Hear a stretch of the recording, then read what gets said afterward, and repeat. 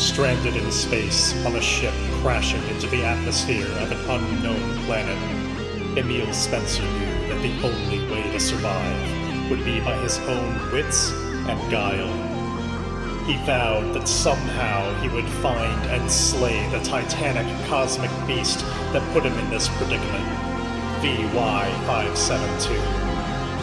With every installment, we follow Emil's explorations and discoveries on this journey of revenge against all odds.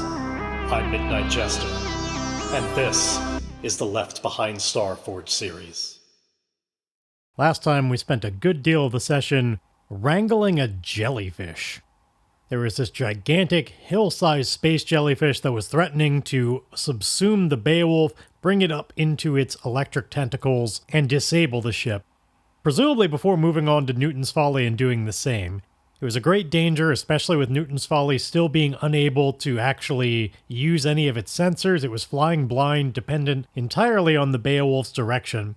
There's a big scene of trying to kite it around and wrangle it and keep it away from Newton's Folly, ultimately leading in the Beowulf being brought down below the clouds, where it was suckled on by a bunch of relatively smaller baby space jellyfish, still pretty large. Emil shut down the power so they couldn't drain it, waited for the moment, and eventually was able to break free and left with Newton's Folly. They made a little bit of progress on their goal to catch up with the Imperium prisoner transport, but where we left off specifically, they had just reached a new waypoint, and both ships were captivated by something. Off in the distance, all of the Vault Hunters saw a precursor vault. They were mesmerized and had to see more, and Emil, on the other hand, saw VY572 in the same spot. He was equally mesmerized and drawn in, both ships veering off course to go and check out what is this thing in the distance. We determined at the end of last time, we clarified that this was some manner of space mirage, that whatever they were seeing was neither of these things, but it was no less captivating. It draws them away from their goal, and so let us join back in with a little bit of a vignette that should give a little bit of context to what we're actually seeing, what the peril is. We start this vignette inside of an unfamiliar spaceship. Now this is somebody's command vehicle, but it's definitely smaller than something like Beowulf or Newton's Folly or even really the Stardust. This is a relatively small-scale command ship. The type of thing that could easily be piloted by just one person, though bigger than just a snub fighter. It is a command ship. But when we come into this thing, if this were being shot as like a movie or a TV show, this whole thing would be at a Dutch angle to communicate the idea that things are not going right. Everything is askew. We can see sparks coming out of parts of the wiring. Nothing is working quite right. And stumbling into frame, there is somebody inside of a spacesuit. And that suit is not looking wonderful. It too looks kind of worse for the wear, all kinds of burn marks and stuff on it. The helmet that they're wearing has a relatively thick crack running down it. It's not completely open, but it's anybody's guess how long that's going to maintain itself before it's just utterly breached. And this figure wanders down the hallway, and we follow along behind, the camera kind of slowly spinning a little bit to match the angle so that it's less offset from the hallway. We follow in behind, and this figure slumps into a captain's chair. And as we get closer, we can tell they're clearly quite injured. You know, there are stains of blood that are even visible in parts of the suit. It's all kept on the inside, but this person is really not doing well. And they slump into the chair. And when he does so, we see he's not alone in this room. Sitting in the chair next to him, there is somebody who's looking even worse. There's a woman in the chair, all kinds of injured, bloody, barely conscious. And he sits down next to her and he holds up this boxy cassette. Now, for ease of description, I will say, imagine he's holding up a VHS tape. He's not literally. What he's holding up does not conform to any particular Earth standard, but it is basically the same technology. It's a shell that holds magnetic tape spools inside. It's a space VHS tape. Just go with it. Nishida, I got it. It's all gonna be okay. And Nishida is barely looking up or registering any of this. Her eyes are like half open, not looking at the cassette that he's holding, but just manages to mumble out, "Okay, Ragnar, I'm glad you got it." And Ragnar looks at Nishida with a worried look on his face, but takes this cassette tape and he pops it into a player sitting next to, well, might as well lean up to the full retro vibe here. We'll say that this is like a top-loading VCR. You pop the tape in, you push the deck down, and it's sitting next to an old CRT television. Pretty big for a CRT, but it's sitting there on top of the console, angled at them. Punches a few settings into the space VCR before saying, "Just hold my hand and watch this with me." And they do. Like, he has to do most of the reaching towards her, but like she kind of like Nishida moves her bloody hand towards his. He grabs it. They hold hands together while they sit in the chair, and the blue flickering light of the screen comes over them as it starts playing an episode of like a television show. You know, there's nothing real. There's no name for it or anything, but it's produced entertainment that starts playing on this screen. And as they're watching it holding hands, we see both Ragnar and Nishida. Their eyes are fully on this screen. They stop saying anything, just captivated. We move over and we take a look at the box that the cassette came in. And we see some indications on it that this cassette has particular experimental purpose to it. It's not more specific than that. And while yes, I know that there is no medium for sound waves to travel on in space, that's only true in real life. We're playing an awesome sci-fi with the legacy of all kinds of amazing sound effects in Star Wars. There is absolutely sound in space. So, these sound waves, we follow them as they grow, emanating out of this ship. We're backing up, and we're seeing that as these things grow and move across this space that they're in, they're getting more frayed, like they stop being smooth circles, they start getting a little fuzzy, then a little bit jagged, and like as we go back and back, they're getting more and more distorted, more noisy, more jagged, more chaotic, until they barely resemble circles anymore. They're clearly quite distorted by everything and getting amplified and just fucked with in all kinds of ways. As we keep following these waves back, we follow as they come out the other end of a wormhole. And the ship that they're coming out of is also like clearly rather damaged, like it's unflyable. This thing is going to become a derelict. And as we keep following backwards, eventually this ship is but a small speck. And we see that what it's inside is a kind of familiar sight in the context of this as a television show where we've seen all the episodes. We see that it's sitting inside a kind of strange cylinder of space. We recognize it as looking incredibly like the wormhole that Emil traveled through. Not literally the same wormhole, but it looks like a wormhole. It has all the same hallmarks of how there's sort of an outer edge to it that if you go beyond sort of the periphery of the tunnel, you get into all kinds of weird space. So we follow these concentric rings backwards as they bounce off of the walls of the wormhole, getting more and more distorted until it's just this sort of blanket of pale green color. That's probably even the green has gotten distorted a little bit. It just looks like a mishmash now. And eventually they emanate out the other end of the wormhole as we keep following back. They're coming out of there, and we keep zooming back until we see what has become of these sound rings blanketing over Beowulf and Newton's Folly. And of course, by the time it's reached them, what started as the sound waves of just entertainment programming designed to captivate one's attention have gotten distorted by the walls of the wormhole and the weird way that it influences space. It has changed these to the point where they are now this mirage that is drawing them in towards the wormhole. We see that they've advanced closer and closer towards it. They're on their way. Now, let's take our +1 momentum from that. Now that we've gotten some good context on what this mirage is, and that it is threatening to pull them towards a wormhole where who knows where they'll wind up on this? I've put a little bit of thought into, what is the peril here, and what is different from just like, space jellyfish, we need to escape. Like, in some ways, it's a kind of similar sort of hazard, but this time it's less about damage to their ships. I thought, are they being drawn into some kind of weird nebula that's just gonna cause damage to their ship? Is it some kind of sentient thing? I ran through a lot of thoughts of what this could be, and decided that this time, what I want the peril to be is that if they cannot recover from this quickly enough, they're going to be drawn off course, and they're going to lose significant progress towards catching up with the prisoner transport.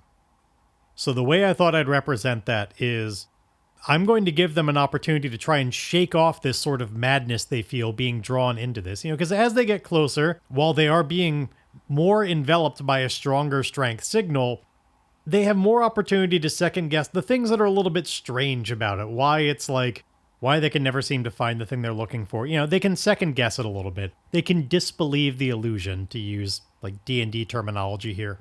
So they're going to get a will save, to continue with that terminology.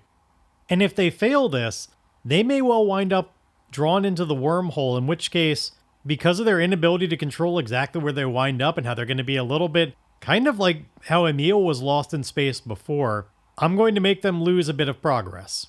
Just the one. In theory, they could maybe reverse their way through the wormhole and come out at least relatively in the right area, but they'll have lost time and the calculations will be different. I'm just abstracting this into they'll lose one bit of progress, which in this case is 2 boxes. And as a reminder, we have filled in 4 boxes, and we are up against a 4 clock, which is halfway filled. And as we discussed in the past, when that clock fills up, what it represents is the fact that the prisoner transport, the profit margin, has indeed reached its destination, which is the actual prison colony that these people are being taken to. So the hope is catch up in time. Get there before that happens. Anyway, that's enough kind of laying out the terms. Let's make a move on this. So I think it's relatively simple. There's not a lot we can do to prepare for it or anything like that, because they're not in their right minds. They can't really secure any kind of advantages for this. It would take somebody outside who is not aware, not affected by these distorted sound waves that draw them in. Which I guess... this could be interesting. Ironsides is on board. And Ironsides is a machine. I'm going to roll an oracle to find out, because he has reached actual sentience. Like, this is sophisticated enough AI. This was Dash's pet project. He did create an AI that is sentient. So that's the question is, can a sentient AI be just as hypnotized by this thing? And I don't know. I want to leave that up to fate. I think it's interesting either way. I'm just going to leave it at as 50-50, where I don't think there's any reason to lean one way or the other in this world. So 50-50, can a mechanical being be just as captivated by these sound waves, distorted as they are by a wormhole? No. And I rolled a 94 on that, so even on almost certain, that would have been a no. There was no way Ironsides was going to be affected by this. Okay, so then Ironsides could potentially be one to try and snap them out of it. Ironsides might be somewhat confused by why is everybody behaving abnormally? Why are we diverting from the course? And in fact, maybe that's how we represent this. Maybe instead of them just having a will save type thing to get out of this, this is going to be through the lens of Ironside just taking over the ship itself and diverting it away. Now here's the problem with that. Newton's Folly is still its own independent ship, and it can see. We fixed its problem where it's not dependent on Beowulf to set coordinates. I was thinking maybe he could just force a jump so that they go away, but Newton's Folly is doing its own thing now. It's not just going to take whatever coordinates Beowulf provides. So Ironsides, he'd probably have to just make them snap out of it then, because he wouldn't want Newton's Folly to be left behind. He wouldn't want to just abandon Newton's Folly to be taken over by this thing, whatever it is, because even Ironsides doesn't know what it is. He just knows it's this weird anomaly that seems to be affecting everybody. Ironsides would probably be picking up on the acoustic waves and recognizing this is it's not background radiation. It's like nothing he's ever really noticed before, but can't make sense of it. But maybe being a computer that can register and create audio, I mean, he can talk, right? Maybe he can kind of counteract the waves. Find a way to broadcast a sort of equal but opposite, like noise canceling, functionally. So here's what we're going to do this. I'm going to make a roll from the perspective of Ironsides, who I think would reasonably also have a 3 wits. I mean, he's a sentient computer. And we've previously seen him as being, like, his mind was being used to hack into computers and stuff. Like, he does all that tech stuff as well. I'm going to roll from the perspective of Ironsides, but basically like he has all of Emil's assets here, like tech and everything like that, because he might as well. So what Ironsides is going to do, he's analyzing these waves, and he's going to try and configure an equal but opposite wave that he can then project outwards using just some of the equipment on the ship. Find a way to broadcast this so that it can free everybody's minds from this thrall. Because I think I'm not going to make a roll for Ironsides to understand what's going on. I think he does. So let's represent this as a face danger roll. So since I can use all the benefits of Emil's assets here, so I have ruled, we're going to secure an advantage here by creating a computer program to perform a specific complex function. This is the very specific function of counteract this exact sound wave and be able to project it out into space using like the whatever hardware is on the ship. I guess it doesn't have to go out into space. He just needs to send it over the radio to the other ship so that they're all hearing it as well, which would not be hard. I don't know if it's not hard, but at least like it's within the realm of what seems believable in this weird sci-fi universe. So anyway, we're going to secure this advantage with wits. So we get to add +2 to this as we make this program. Ironsides is just him like analyzing it and finding a good way to keep up and like this is what's happening here that makes this difficult is it's a very chaotic wave. So he has to analyze enough to be able to predict what's going to happen. Because it's so distorted, he can't just realize like, oh, this is an episode of that TV show that I know of. If he knew that, it's like that show has been so encrypted. Like if he had the key to know that's the basis for all this, it would be easy. And so maybe that's what's kind of happening here is Ironsides is kind of like decrypting it a little bit to figure out that's the seed that makes all of this. Because if he can do that, then he'd perfectly be able to cancel it out. So anyhow, this is him making that program, analyzing the waves to be able to do this. Okay, the dice came to play, but I did get a strong hit on this. Largely because I had that +2 on the move, thank you, tech asset. So we succeed, take 2 momentum, bringing us up to 5, add +1 to your next move, and actually we take another momentum because the second part of this is we take 1 momentum on a hit. So we get a 1 on our next move, and one time only when you trigger the program to fulfill its purpose, re-roll any dice. So we have 6 momentum, we can re-roll any dice. This is going to be the one and only because doing that took time. I think at this point, both ships are getting dangerously close to the wormhole. Like, they're about to enter this thing. Ironsides has got one shot. One opportunity to make them stop seeing everything they ever wanted. Are they going to capture it, or are they going to let it slip? Anyhow, this is again going to be a wits roll, as Ironsides is now doing what he can to implement the... Actually... I think I'm going to make this a shadow roll because I think the problem is Ironsides can't just go up and do this. They're all still conscious and controlling the ship. As far as they know, like, that's a weird mutiny, like, stop that robot. What the fuck is he doing? He can't just plug into the ship's computer and start taking over. He needs to find an area where he can do this without being noticed because he can't just, like, start playing his counter sound with his own speakers. I think he really needs to use all the speakers on the ship and broadcast over to the other ship. Like, it needs to be loud enough to counteract these waves, and he just can't do that on his own. So he is finding a subtle place where he can plug in, take over the systems, and do this. Now, he is making a move to hack or disrupt an electronic system, and we're using Emil's tech assets. So we do get an additional +1 on this roll. So this is going to be Shadow with a +2, 1 from the tech asset, 1 from the secure and advantage. and we get to re-roll any dice because we are popping the cork on using this computer program. Though, as we house ruled in the past, if for some reason he doesn't have to re-roll any of these dice, he's going to still have this in the chamber. That's our little house rule. Anyway, Shadow with a +2 as he tries to make them all see reason. And I indeed do not need to re-roll any dice.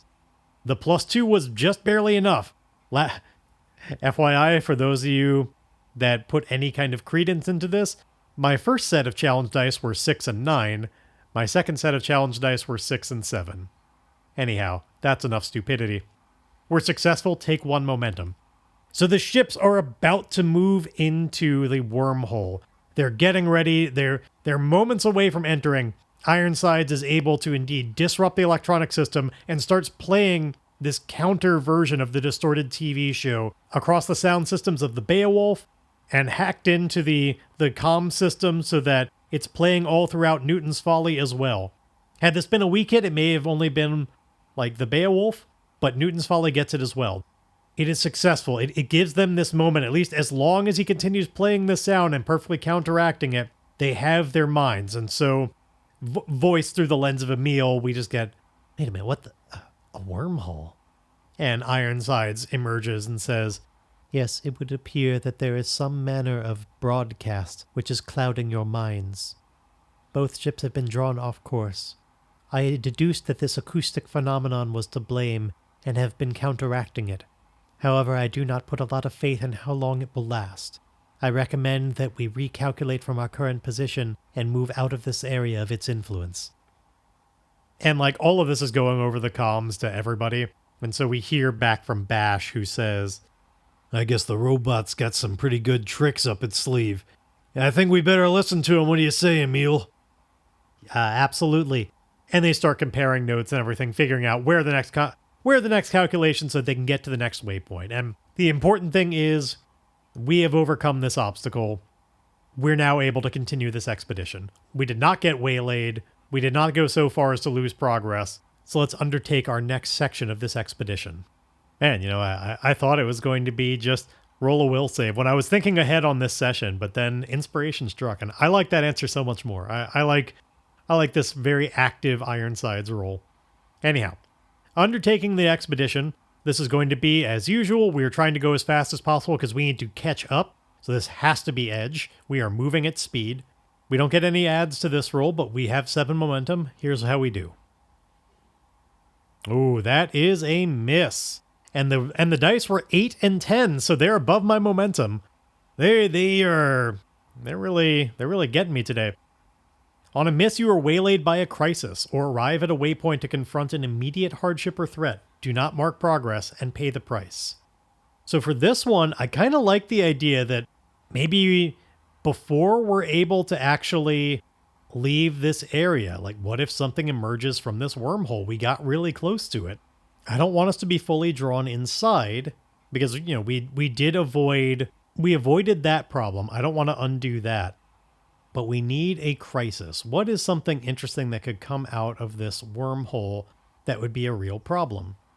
So thinking about this longer than I'd care to admit to come up with a good sort of what happens next, the first part came relatively easily, which is that I think what comes out of the wormhole is an explosion. We find out that this derelict ship inside that had been broadcasting this sound wave, it was in rough shape when we last saw it, which... Incidentally, that vignette was not like concurrent. That happened a while back. This broadcast has been happening for a while outside. You know, time is skewed through all this. But the ship inside finally had enough and blew up. And parts of it blew out towards this side of the wormhole, and because all of their ships are so close to it, they get just peppered with all kinds of shrapnel. Pieces of a starship that it's relatively small by comparison, but still, lots of pieces coming out the wormhole at a high speed, blasting into all their ships. And so the first part, the pay the price, is relatively easy for me, which was they're all going to have to withstand some damage. I think that I'm between this being minor and serious damage given the size of the ship, but I think I I think the reality being what it is, they were so far away from the explosion, and it's a relatively small ship, and it's just kind of shrapnel hitting them vaguely. They're not that on target. I think this is more -1 minor damage than serious damage. So we're going to start off with that. -1 brings us down to integrity of 3, and then I'm going to choose to withstand that damage because we've still got 3 integrity. It seems like a good call. So let's roll that. Well, I got a weak hit. There have been a lot of high challenge dice today. I rolled a 9 and a 7. So it's a weak hit. I could trade 1 momentum for 1 integrity back, but right now I'd kind of rather have the momentum than the integrity. So I'm going to leave it at +3 and 7 momentum. We're just going to ignore that. So it doesn't get worse anyway. We get peppered with that. The second part was more challenging for me, which was what is the crisis that waylays us? You know, that's a quick pay the price that happens, but when we're blasted with all this, what makes it a problem? And I eventually came up with this. I remembered that it's not just technically the Beowulf and Newton's Folly out here. There are all the other ships that could not fit inside one ship or the other, all the single fighters that are flying around out here. It also occurred to me that I guess any of those single fighters could well have alerted Newton's Folly about like what happened to the Beowulf and given them coordinates and stuff, but whatever, they didn't. That's not what happened. But there are all these individual fighters out here, and they might get a little bit more damaged by all of this debris coming at them. That could be a bigger problem. They're much smaller ships. Now they're much smaller targets too, but I figure what's happened is I'm going to randomly determine how many of our ships got all the like fighters out there. The ones out in space, which I believe we determined there were 6 of them. Maybe it was 5. 5 or 6, whatever. It may not be the exact figure. We're just gonna say that there are 6 out there now. And that the 6 of them have gotten disabled. They can't move on right now without repairs. Their engines don't work. They got too knocked around by the debris. We don't have room for them inside the ships, but they can't move on without being repaired. And repairing them is going to take time. So if I were to make that choice without coming up with some kind of clever solution for it, making the choice to repair those ships is going to be an automatic filling in the 3rd section on that 4 clock. We'd be at 3 out of 4. So then the question becomes, do we spend that time to repair them? Or do we just leave them behind here and move on without because we're on the clock? Quite literally. Because we don't have to leave the people behind. We could recollect them. We could, one by one without taking too much time, we could get the people on board back on either Beowulf or Newton's Folly. They wouldn't just be stranded here in space. The ships would be, though. We'd be losing all of them. I mean, I'm going to roll on an oracle to find out if we get to keep any of them. Let's do that now, in fact. Let's find out, are there any still functional? So we've declared there are 6 of them out there. I'm going to ask the oracle on unlikely, is there 1 ship out there that's still flyable? No. And again, that was an 84, so even if I had set it at likely, there still wouldn't be. So none of those ships are flyable. We've lost 6 of them. Now, we still have the ones that are aboard the ships. On Beowulf and Newton's Folly, there was a little bit of room. They weren't all just flying out in space. So we do still have some of these single fighters, but 6 of them are lost out here unless we choose to repair them. So it's that question. Take the time to have more firepower when we get there, which, just as an ad hoc ruling right now, I think basically, if we wind up in a firefight without these ships, I'm going to upgrade the difficulty category 1 above what it might be otherwise. So take the time for lower difficulty in a fight that might come up, like if this turns into a firefight, or save the time so we can better ensure that we get there before they encounter the prison. It's a tough call. I think Bash would definitely be on the side of we don't need those ships. Even with what we still got, we can take them. Even with what we still got, we can take them. Those ships are just anchoring us behind. What we need to do is catch up. We're running behind. We've had too many side courses as it is. Leave them. Our people are good enough as it is. Have faith in that.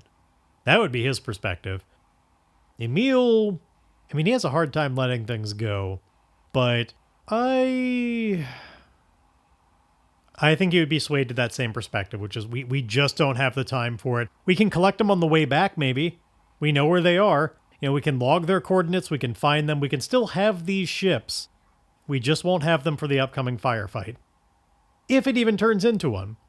we might be able to do this a little bit more surreptitiously. We might not just be an open, just firing on the ships. Granted, that's certainly what Bash wants to do. But from the lens of Emil, we may not do this as a combat anyway. That's a question for another time, though. So, I'm officially going to make the decision. We're leaving those ships behind. We're going to move on without them. And as a result of all of that, we've handled that crisis, which doesn't require any moves. It takes a little bit of time as we corral people, but then probably with most of them going aboard Newton's Folly as opposed to Beowulf, but both ships have their complement of people. Let's continue this expedition. And hope that it goes a little bit better this time. We still have 7 momentum. So here we go. Once again with Edge. This time, only a weak hit. Holy crap, I rolled a 10 on one of the challenge dice. I keep getting... to review the dice that I've been rolling this time. Okay, every single one here. The first set, a 6 and a 9, then a 6 and a 7, then an 8 and a 10, then a 9 and a 7. Then this is the kindest dice I've had so far, 10 and a 4. There have been some up there challenge dice to be contending with this session. I do beat the 4, so this is a weak hit.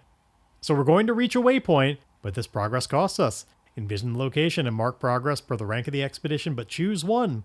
We're either going to face a peril at the waypoint, or we're going to suffer costs, a -2 or 2 -1s. In this case, I really want to speed along and get to the actual... I want to catch up with this prisoner transport. I don't want to keep doing every single waypoint having its own little thing. I want to hurry this along. So I'm going to take this as just a loss of 2 momentum. We've built it up all the way to 7. It's not helping us anyway. Let's just take a big hit to momentum, perhaps representing all the having to slow back down and crew up the ship, pick up all the people and leave behind the ships. That was a whole process that kind of killed some of our momentum on this. Made everybody just a little bit more down the dumps. We've just lost that narrative speed as a result of it. Now, probably less so than full-on halting and repairing those ships, but still, it's a little bit of a wrench in our gears. So we lose 2 momentum, but we do get to mark progress catching up. So we're up to 6 progress. We have... Actually, it occurs to me, and maybe I could do this a little bit differently. Let me strategery this a little bit.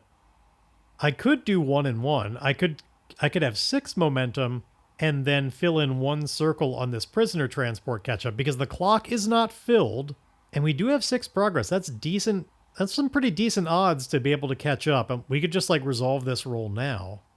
And I know they won't be at the prison yet if I totally metagame this. I think the difference between 2 progress on that clock and 3 progress is... when we catch up to them, are they in the Outlands or are they in the Terminus? I think I'd like to catch up to them when they're still in the Outlands, not the Terminus. So I'm going to leave it as I'm just going to take the 2 momentum. I'm not going to fill in that clock anymore. I feel like they'd have a lot more backup in the Terminus. Let's face them on our terms, a little bit farther away from all the rest of the Imperium. So, all right, so do I indeed want to finish the expedition now with only 6 progress, or do I want to push it for 1 more? I've still got pretty high momentum, and I do still have that room to maybe make a suffer move. Just reminding myself, what happens on a weak hit on this? We would face an unforeseen complication at the end.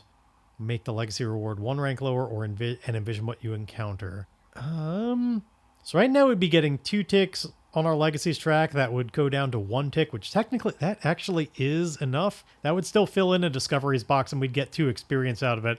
I'm apparently in a really just thinking about it as a game kind of mood. So yeah, gaming that all out, I think we're ready to finish this expedition. I'm okay if this becomes a weak hit. Now, hopefully these dice finally stop being really high. We're going to find out. I somehow doubt it. But I am making an informed decision now. This is only 6 progress. We could wind up with a miss, making our destination lost to us, or coming to understand the true nature or cost of the expedition. I'm locking in here. 6 progress. We've got time. Even if they wind up in the Terminus, it's worth... I just want to help better ensure that it's that miss protection. I'm getting in my head about how high all the dice have been. I know that has nothing to do with... the dice aren't magic, it's just statistics, but even still, I want to help my statistical chance just that little bit better. I really don't want this to be a miss. I'll be curious to see would this have been or not based on our challenge dice. But we're going to undertake one more expedition. Let's try and get to 8 as we roll with edge one more time. Let's see, would this have been the right call or not? It would have been a weak hit. It's a 2 and a 9. So, like, we would have had a weak hit on finishing the expedition. And in fact, this is a weak hit as well because I only rolled an 8 versus those. So once again, we reach our waypoint, but we got to suffer or face a peril there. So we are going to get our 8 progress. And again, I think I want to just make some quick suffer moves. Do I want it to take place in the terminus? I'm certainly not going to fill in both of those clocks. Oh, I guess I also have the Beowulf mutiny clock I could do. But it doesn't feel warranted. Like, nothing has really happened that feels like Emil has earned that mutiny. I don't want to just fill in that clock just mechanically. Like, there has to be a reason for it. We could certainly lose our supply. I feel like that's an interesting, like, we've been just burning the candle at both ends to catch up with these people. That's got to take up our reserves. So I feel like that one's warranted. Let's bring our supply all the way down to 0. We are now unprepared. So now our momentum caps out at 9. And then our other -1, I could take it to momentum again, or I could fill in, we could catch up with them in the terminus. But I'd really rather not do that. I want this on our terms. I'm going to go down to 4 momentum. It always makes sense to me, like, when I just get kind of boring and just, like, here, roll after roll, like nothing's really happening in the story, the momentum should go down. We're not even really doing a montage, we're just doing the, like, travel by map kind of thing, of just, like, here's the dotted line progressing as we get there. And that's boring enough that that doesn't deserve momentum. So we're down to 4, we're out of supply when we get there, but, well, I guess we're technically not there yet. It's time to, let's finish this expedition. So this time we have 8 progress. Can we do this well? All right, rolling against it, we get... Holy shit. I should have done it before. Last time it would have been a weak hit. This time I rolled an 8 and a 9. This is a miss. Your destination is lost to you, or you come to understand the true nature or cost of the expedition. Envision what happens and choose one. Abandon the expedition. Envision the cost of this setback and pay the price. Or return to the expedition, roll both challenge dice, take the lowest value, and clear that number of progress boxes. Then raise the expedition's rank by 1, if not already epic. You have no idea how much I want to just pretend this didn't happen, but I'm gonna roll with it. Oh my god. So, I think what this means, all of this has been based on an assumption, which is that the prisoners are aboard this ship that we're following. Now, clearly, the ship that we're following is not the profit margin. You know, we've seen the prisoners are on the profit margin. We've seen that through a vignette. But we're following the wrong ship. The one that we have been tracking down based on the security footage that we pulled up back on Cinder, they diverted that one away. Figuring that it would be one that they were doing counterintelligence here. They thought there would be a way that we could find out which one it was that touched down on the planet and track it down. They specifically diverted that ship away. And so when we catch up, there is a ship, but the prisoners aren't on board. It's not with the rest of the Imperium fleet. It is indeed heading towards the prison where they came from, but apparently that's not where they're headed. The true destination is elsewhere. Our princess is in another castle. When we catch up with this ship, there's mockery that comes over the comms. The captain of this ship knows that we have been chasing after them, and clearly have finally come about. We pop into view around, well, let's find out where we are when this happens. We're still in the Outlands. We're near a fiery energy storm, apparently. And they're there waiting for us. This setting I see is just being utterly filled all around us with just these vibrant greens and purples and these crackling lines of just sputtering energy. Where I also see, like, we're just littered in like an asteroid field, and it's just surrounded by all of this. And so every once in a while in the distance, we'll see one of these kind of flares of fiery storm just like make contact with one of the asteroids and burst it out into a bunch of pieces. This whole area is chaotic and kinetic, both of those things. And waiting inside is this shuttle. And inside all of that fiery energy storm is, let's say, it's a different wormhole. This is going to be a wormhole-based session, I suppose. But I was trying to think of, like, why would somebody specifically go there? And I think inside of it, if you're willing to brave that storm, which is an utter mess of all kinds of things to have to fly around, there is a wormhole inside that will take you away to somewhere. And so they get here, and this ship, this shuttle that they've been chasing, comes over comms and says,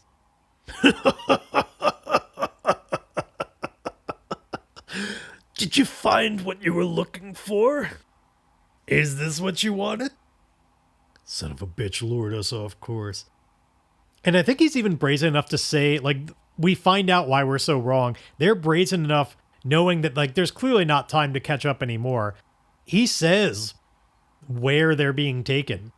"We're not taking them back to the Malak colony prison. You've already broken out of there the once. Why would we do that, you utter fools? New decree from on top. Vault hunters get extra special treatment over at Archer Rehabilitation Center. Though I'm afraid you're heading in the wrong direction for it. Your sector's off course. And if any of that was my doing, you have my most humble apologies." Bash has had enough of this bullshit. And it's just like, well, I hope you had a good laugh, because now you're going to die serving a cause that doesn't care about you in return.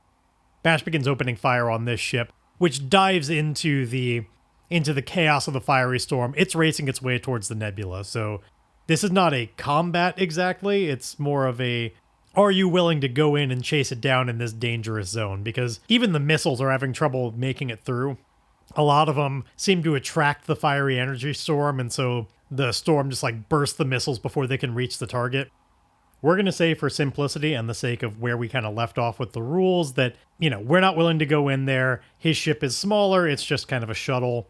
Ours are bigger. Ours would have a harder time making it through there unscathed. And, you know, he's not our goal. We just have to let it go. He escapes into the wormhole. And we're left figuring out what to do now. Now, by the results of the move, we have two options here. Either we abandon this expedition and recognize that we're never going to catch up, envision the cost of this setback and pay the price, or return to the expedition, roll both challenge dice, take the lowest value, and clear that number of progress boxes. Then raise the expedition's rank by 1, if not already epic. I'm going to go with the latter. We have a vow riding on this. We need to rescue those prisoners. So I am going to roll both challenge dice. We're going to find out how many boxes do we lose. Because we're out of the way, but maybe there's still time. I'm still going to respect the clock. It's at 2 out of 4 segments. Wherever that ship is, it's not there yet. We could still, if we were lucky enough, maybe intercept it before it gets to this actual colony. But first things first, let's roll the challenge dice. Let's find out how much do we lose. Okay, I rolled 2 4s. Sure would have loved that when we were trying to end this expedition. But so we're going to lose 4 boxes of progress. Everything that we did this session. We're going back to the beginning. But now, with only 4 boxes, we're up against a formidable expedition. Now, because we're returning the expedition, we actually don't pay the price. We just go back to this. We've lost a lot of progress, but we don't otherwise pay the price. We don't advance that clock or anything. In fact, because of the nature of the fiction, now that we know specifically their actual destination, we've gotten this intel, I'm actually going to give myself a box of progress on rescuing the prisoners. Because we know where to go. Definitively. I guess there's every chance that guy was lying to us too, but honestly, if this expedition didn't go right, I would come up with a different result. Like, I'm just going to declare now, he's telling the truth. He was being cocky. That's not on the table. So we know where they are. And I think potentially because we no longer have a lot of hope in getting there first, maybe we can make different choices. This is qualifying for reach. It's a bit of a stretch from some of the ways I usually reach milestones. Nothing good happened. However, one of the triggers for reaching a milestone is gaining meaningful insight. And that's what we've gained here.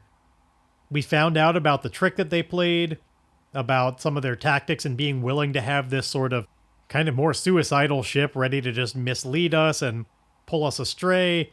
But we've learned a lot more about the Imperium and this operation and their counterintelligence. So I'm giving myself the progress on that. We're up to 2 boxes of progress on rescuing the prisoners. So we still have a long way to go. I'll take even a stretch of why we got a milestone. Suffice it to say, there is a good deal of swearing on board both of the ship. Things being thrown around. Nobody is happy about this, about having been made fools and having raced enough that they followed the wrong thing.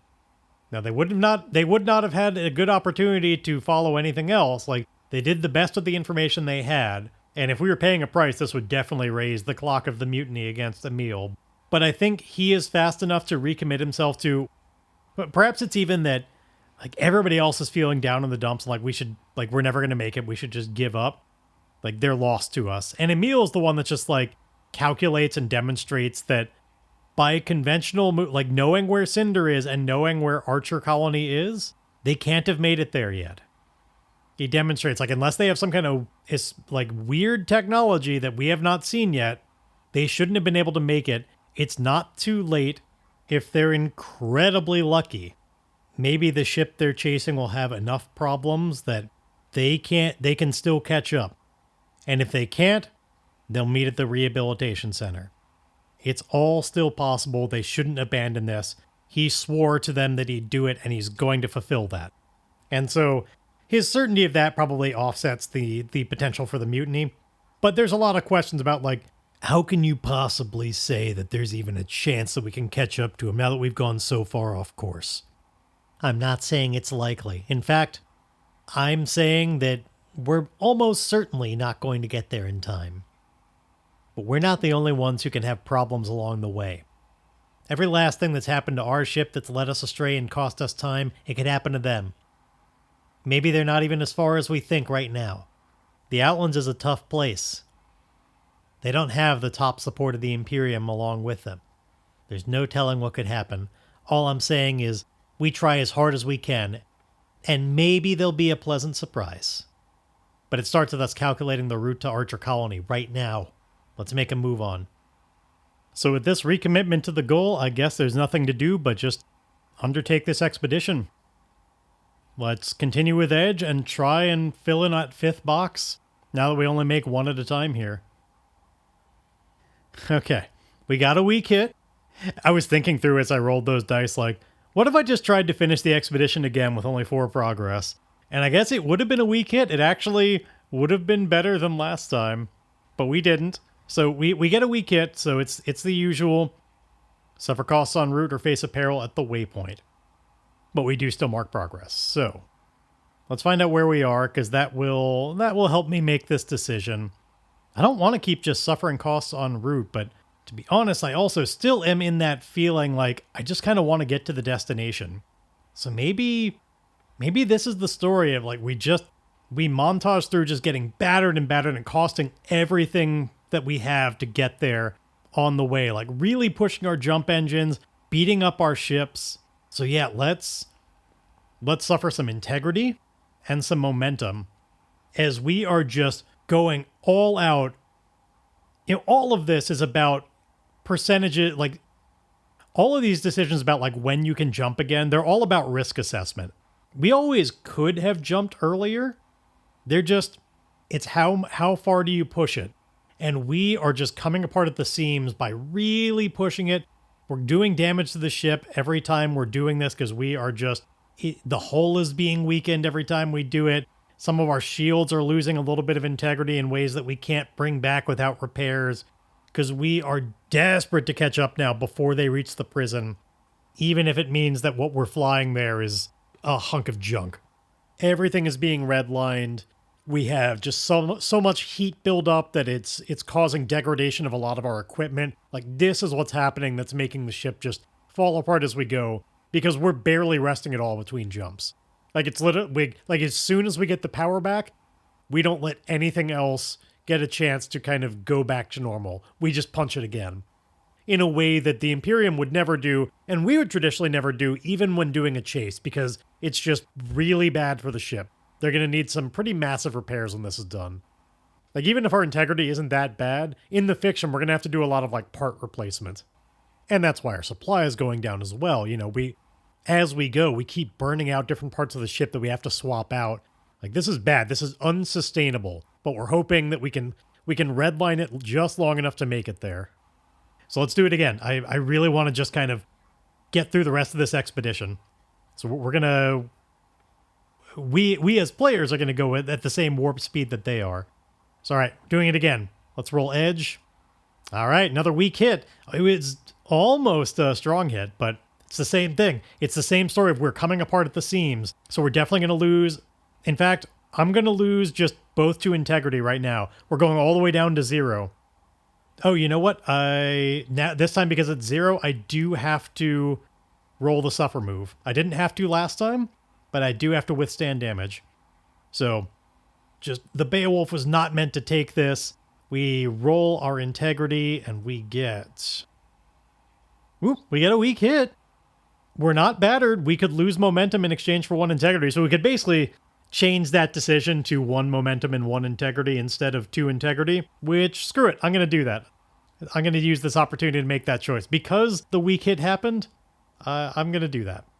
So we're at 2 momentum, 1 integrity. We have 6 boxes of progress as we're racing by so fast, we don't even really see what these milestones are. We're back up to 6 progress, which is decent odds to get at least a weak hit. But I'm going to keep pushing it. I'm going to keep bringing this ship apart at the seams. Let's do another. Undertake an expedition. Speedy as we can. Strong hit with a match, baby! Yes! Oh, finally the dice came to play. A double 5 match. Which, incidentally, also...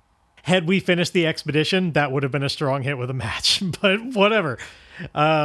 We reach a waypoint, envision the location, and mark progress for the rank in the expedition, and it's a match, which I'm going to keep this simple and say that we're going to find something that allows us to shave some time off and actually mark 2 bits of progress this time. So we're going to be all the way up to 8. Let me find out what is this waypoint, because we're about to finish this expedition again, as we basically have a cinder block on our accelerator. But let's find out where we are so we can find out, like, what was this shortcut that allowed us to shave even more time off? What was beneficial that allowed us to do this even quicker? Oh no, here's what I'm going to declare. I'm not going to roll it on the Oracle. I have an idea. So we're about to finish this expedition, and the reason why we're able to catch up, why this ship is delayed, let's say that the strong hit with a match is that the Vault Hunter prisoners, they've revolted. They've escaped from their cell. Like, they're not just passively sitting there. There's chaos on board the ship that's stalling them. There's a firefight happening. It's an utter fuckfest in there. They're fighting back. They don't want to be brought to prison. I think they've gotten word of the fact that they're going to this rehabilitation colony. It's somehow gotten through to them. And they know that this rehabilitation colony is one that is all about basically wiping your memory. Resetting you as a person so that you'll be a better citizen. And they don't want that at all. They're risking it all. That's stalling the ship. It's allowing us to make up progress here, and that's how we got extra. Now, we're going to finish this expedition and hope that it goes a little bit better this time. We have 8 progress as we gun it for them, bringing our ship apart. We're going to hopefully get there as they're in the middle of this firefight with the prisoners on board. So let's see what happens. Rolling against 8 progress. And indeed, I rolled a 4 and a 6. That is a strong hit. We finish this expedition. We reach our destination. We get to mark the reward, which at this point, now that it is formidable, that is a full 1 box that we're filling in there. So now we have 2 more experience that we could spend, and we're 1 tick away on our discoveries track from yet another full box. So when we get there, let's find out, like, where are we when this happens? We are in the terminus, as I declared. They're not at the prison, but we're in the terminus. Let's roll a space sighting here. Where are we nearby when this revolt happens? We're by a planet. Perhaps they had to refuel or something. Let's see, what kind of planet do we have here? This is an ice world. And we're going to find out if it has settlements. We're rolling on the terminus section. Despite being in the terminus, it has no settlements. It is an ice world, so it's of less value. There was a 50% chance of no settlements, but I rolled a 4. This was going to be no settlements on, like, any kind of world. So it seems like they weren't stopping off here for anything in particular. They were just heading by a planet. We're going to find out. Observe from space. Ooh, observe from space tells me to just roll a descriptor and a focus. Let's do that to find out what's special about this place. I've got stolen and mechanism. Now that's interesting. Especially because there aren't any settlements on board like that. Because those words make me think of some kind of, like, big artifact or something important here. But I would only imagine that if there were people on the planet, and there aren't. There are no settlements. At least no active ones. Maybe this is the result of... Maybe there used to be one here. This is a... So maybe there's a derelict here defined by stolen mechanism. Something that went wrong out here in the terminus. Well, I tell you what stolen mechanism makes me think back to. And that's when Dash was telling his story about the attempt to raid an Imperium base that had information about a vault, and he activated that, like, portal technology that was gone wrong, and it wound up being a real issue. Stolen mechanism makes me think of that. Perhaps this is that place. It used to be an Imperium base here. But Dash's actions made sure, like, this place it got utterly fucked. This is quite the destroyed, just there's like this charred blotch on this planet from where it all went wrong. You can see it from space. It's like the eye of Jupiter, but blackened and craggly on this ice world. There's a derelict down below. That's not where they are, though. And actually, yeah, I kind of want to... With all this established about, I kind of more am interested in, rather than this being a space battle, let's say they did indeed, like, there's a derelict, but they could still refuel there, maybe. They're stopping off on this planet, which, since it had a settlement, let's give it a name. Ocelot. This Imperium fleet has landed on Ocelot, carrying the prisoners. We arrive and find that's where they are. They're there in, like, the center of this blotch. They have not yet had an opportunity to see us. And they are being held up by the attempts of the prisoners to... They just want to escape onto this world. They know they've landed, and they think this is their best opportunity. There is a prisoner riot going on. The Imperium is trying to keep them from escaping and get them back into their cells. Now, having actually caught up, this is definitely worthy of me giving myself another bit of progress on rescuing the prisoners. So I'm going to do that. We're at 3 boxes of progress. But as for our role and how this all shakes out, and whether we're going to be able to escape with the prisoners still alive, well, that's a question for next time. I tell you what I've been doing way too much of lately, and that's giving another chance to the game Oxygen Not Included. I'd played it once a little while ago, and, like, it's a difficult game to get into. I didn't bounce off exactly. I got into it then as well, but I never got that deep into it, and I'm giving it another shot lately. It's going okay. I definitely am still super a beginner at this. But anyhow, I bring this up because this week's prompts are going to be inspired by that.